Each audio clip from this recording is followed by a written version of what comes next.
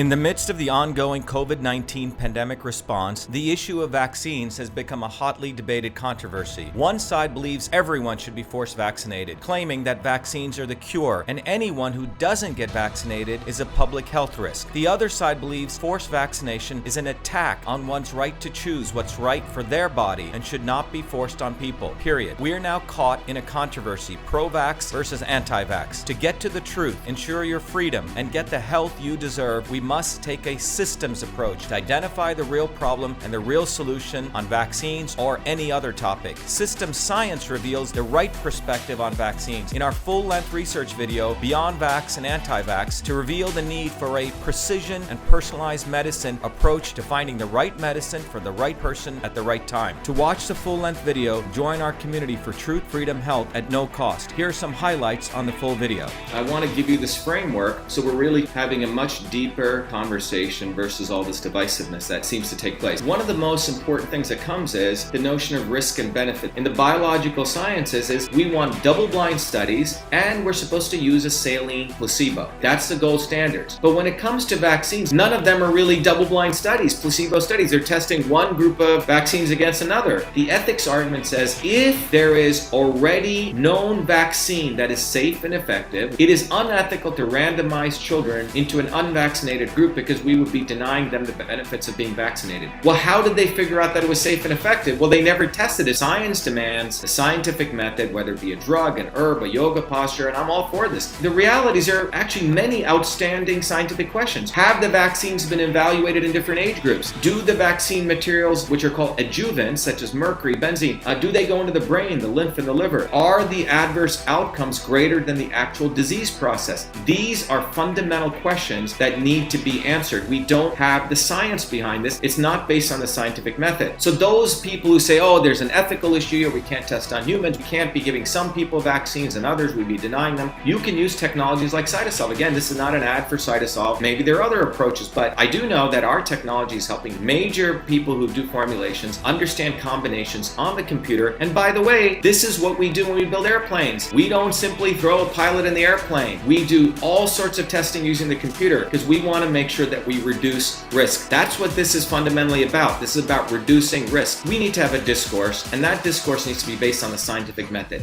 Sign up now at no cost to watch the full video and join a community of incredible people dedicated to applying a systems approach to build a global movement for truth, freedom, health. You will discover real solutions to strengthen your immune system. Also, you may apply for a scholarship to our Truth, Freedom, Health leadership program that teaches you the principle of all systems and how to apply those principles beyond left and right to find the reality in any situation. We need leaders, not followers, to grow our historic movement.